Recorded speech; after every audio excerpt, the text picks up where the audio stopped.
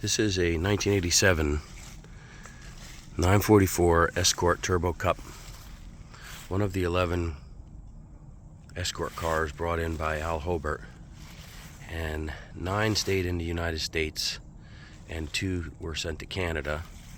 This particular car is number 7 of the 11 cars produced for '87, and this Turbo Cup placed 3rd on the grid for the 24 Hrs of Mosport endurance race in 1987 with drivers Bill Adam, Scott Goodyear, and Richard Spenard.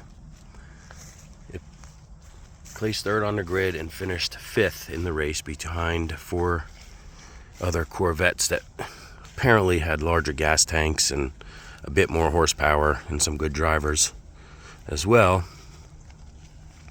This particular car right now is fitted with some BBS E26 magnesium wheels that I had built out in order to preserve the original very special magnesium phone dial wheels.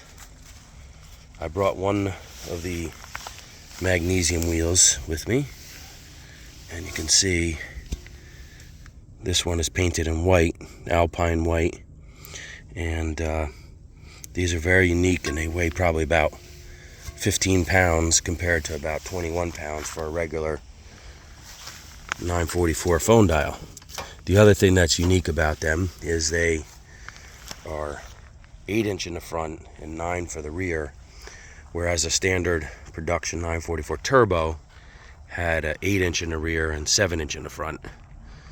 And these extra inches all were about performance, lightweight. These Turbo Cup cars, some say, were as much as 600 pounds less weight than a regular production 944 Turbo.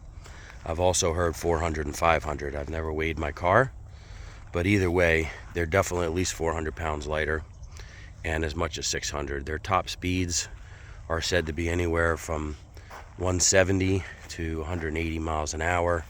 I've also heard 187 miles an hour. So I want to go over the list of the 52 unique things about a Turbo Cup.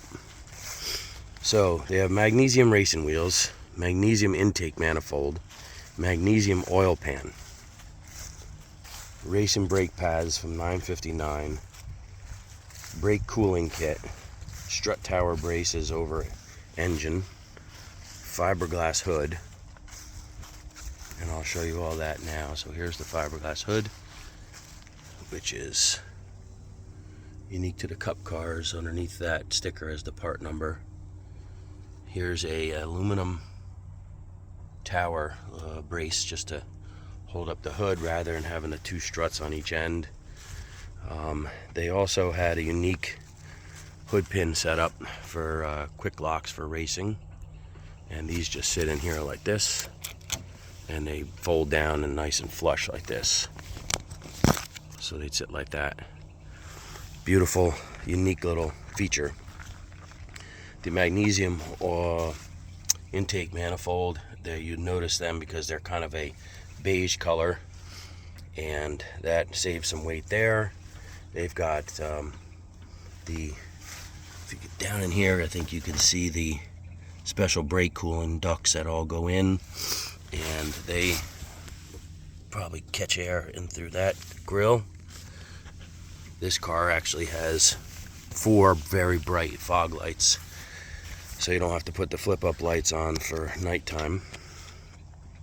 So you have the strut tower brace bar over the engine. This is a good close-up of what a real Turbo Cup strut brace looks like. Everything to tighten up the chassis. The exterior power kill switch, which is right here. So this can be pulled up, and then the wire runs across over to here, and it actually, here's the cable here, and there's another switch there that's unique to this car. You've got a interior power kill switch, which you can see is the silver one down in where the radio normal would be area, or the cubby hole, along with an ABS interior shut-off switch, which is the red one. We'll get into the interior in a little bit. Larger high output turbo unit, which you cannot see, but it's a K26/8, which produces up to 300 horsepower, but normally they're 250 from what Porsche says.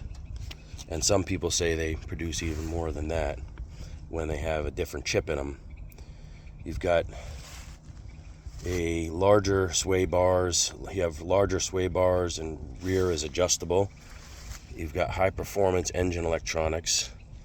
Shirokit safety windshield. Not sure if I'm saying that correctly, but it's a special windshield that must be a little more safer and doesn't crack as easy. You've got a full matter safety roll cage. So I'm going to open up the door and show you. The matter roll cage is actually numbered for these cars, and I noticed there's actually another sticker back here on this one. I think it's right here, and that's for the rear part of the cage, but it's a very beautiful thing, and the sun visor is actually unique to wrap around. It has a bend here. Here's the foam to protect it, and that really tightens up the chassis. Comes down into the points here where it's bolted in. You've got a unique lightweight carpet for the turbo cup here. So we've got the Recaro racing seat. Now, I have two Recaros in here with the hard backs. My original seat is actually in my house, so I'm preserving that, but this is a very similar Recaro racing seat. You've got a driver racing harness, which would come over here with this, and would come up from the floor, which I have underneath here. All the points come up. You have a lightweight side mirrors. If you look at these, they're just a little plastic like that. They do fold in, but there's no power. And you've got special Bilstein front shocks, struts. That would be on the Canadian cars. The Escort cars were unique where they ran a Coney adjustable suspension. So this car actually has the Coney adjustable. Strengthened rear torsion bars, heavy duty racing clutch, quick ratio steering, non-power. So there's no power steering in this car. There's no air conditioning in this car. Higher degree limited slip axle. We've got strengthened differential and axle gears, strengthened transmission gears, close ratio transmission, 5th gear, close ratio 5th gear, transmission oil cooler, ABS brakes on off, stiffened main chassis, strengthened strut towers. I'll get a little close up of that because they're here, and see down in here there's maybe some additional welding. We've got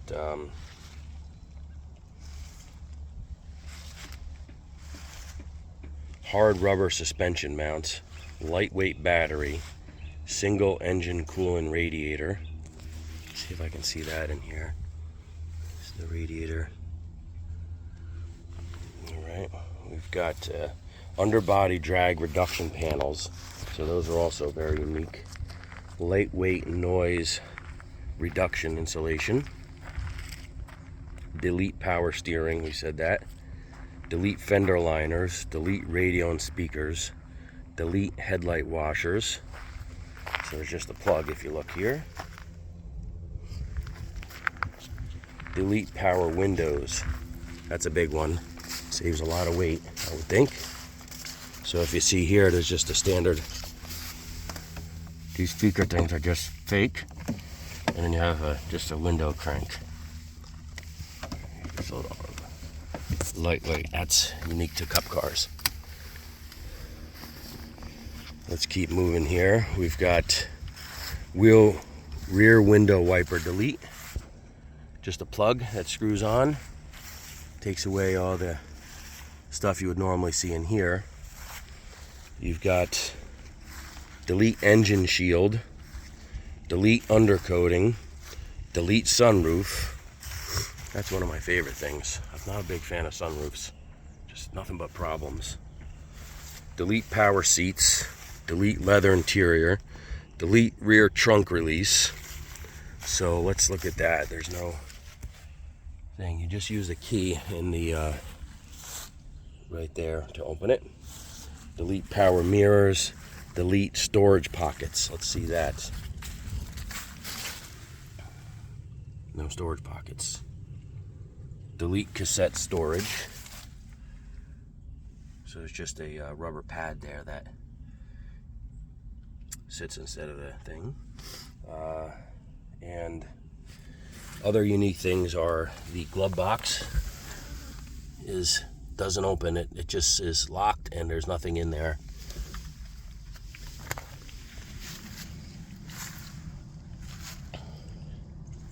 So that pretty much covers everything on these cars that makes them unique.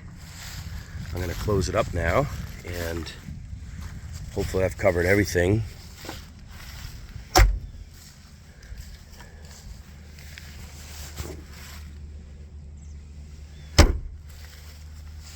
And we'll get a good stand back shot of this unique turbo cup.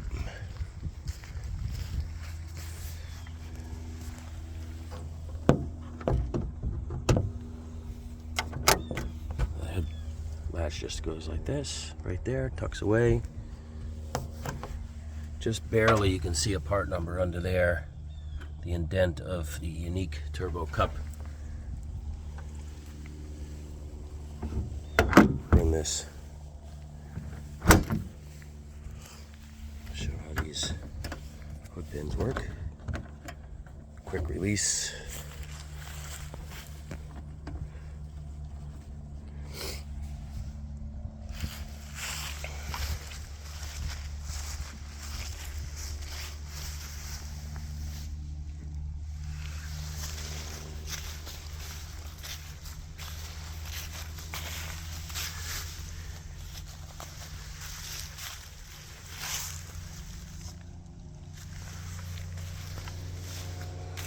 This car with the Rothmans livery, there were only 2 of them that were the full Rothmans livery, and this car was actually campaigned by Performance Cars.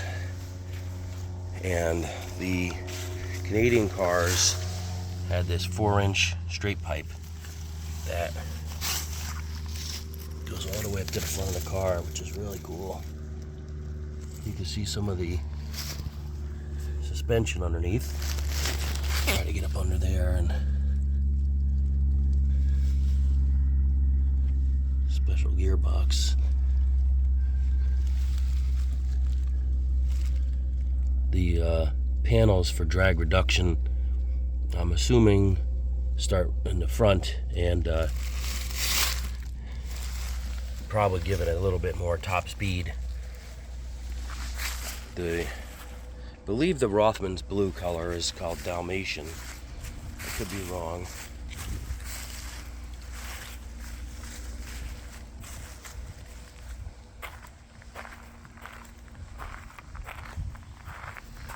This is a street legal car. These cars were very special because they were able to be put on the road because they had titles. So I have this fully registered in New York State, and drive it on the street. It's pretty much retired from its track days. And I'm going to start the car up and end the video with that.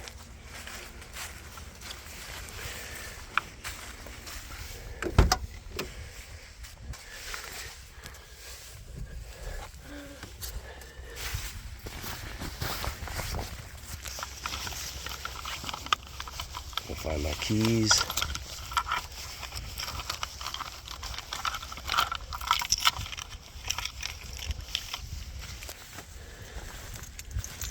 Here is the startup of the, you'll see here also they have a 300 kilometer because it was Canadian.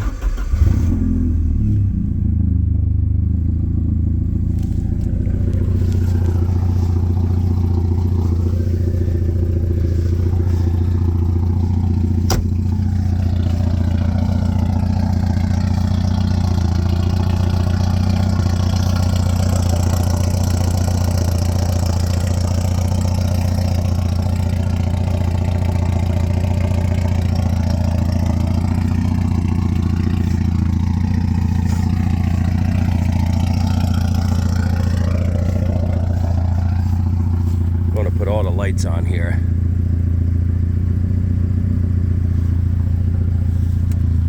You see the front of the car with the headlights and the lower fog lights on. Gotta love the flip-up headlights on these cars.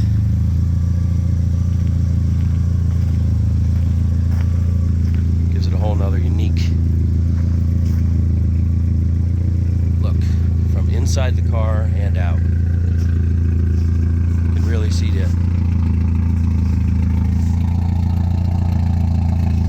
gorgeous lines of this car.